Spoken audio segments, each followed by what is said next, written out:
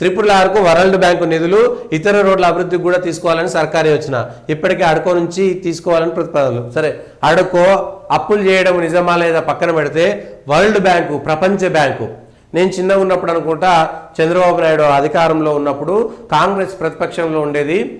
కాంగ్రెస్ ప్రతిపక్షంలో ఉన్నప్పుడు ఎన్నో దగ్గర జరిగేది. ఆ కాంగ్రెస్కి కమ్యూనిస్టులు తోడయ్యేది. చంద్రబాబు దొంగ, ఇది ప్రపంచ బ్యాంకు అండా అని చెప్పేసి మొత్తం నినాదాలు ఇవే ఉంటుండేది.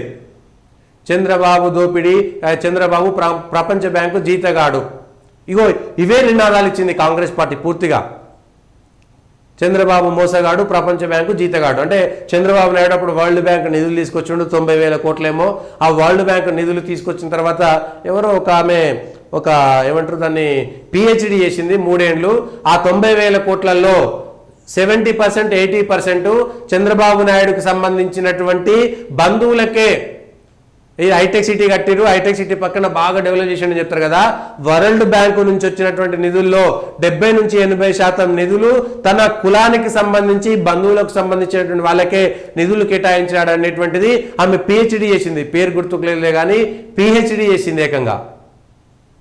అట్లా చంద్రబాబు నాయుడు గారిది. ఇవాళ చంద్రబాబు నాయుడిని వరల్డ్ బ్యాంకు విషయంలో విపరీతమైనటువంటి వ్యతిరేకత చేసి, ఎక్కడ పడితే అక్కడ ధర్నాలు చేసి, మొత్తం ఈ నినాదాలన్నీ ఇట్లనే ఉంటుండేది.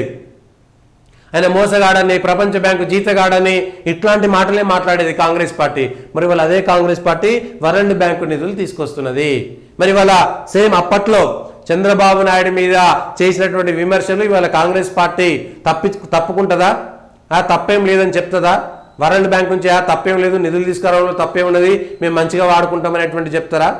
అప్పుడు చంద్రబాబు నాయుడిని ప్రపంచ బ్యాంకు జీతగాడు చంద్రబాబు నాయుడు అనేటువంటి మాట ఇదే కాంగ్రెస్ పార్టీకి సంబంధించినటువంటి అప్పటి ప్రతిపక్షం, తెలిసి 99 నుంచి 2004 మధ్యలో ఇవన్నీ ఎప్పుడు ధర్నాలు జరిగినా, ఎక్కడ చేసినా చంద్రబాబు మీద ఇవే చేసేది. మన కాంగ్రెస్ పార్టీ కూడా అవే ప్రపంచ బ్యాంకు జీతగాలు చేసినటువంటి పనులే చేస్తున్నారు కదా. అదే పనులు చేస్తున్నారా లేదా? ఈ విషయంలో ఒక్కసారి ఆలోచించాలి.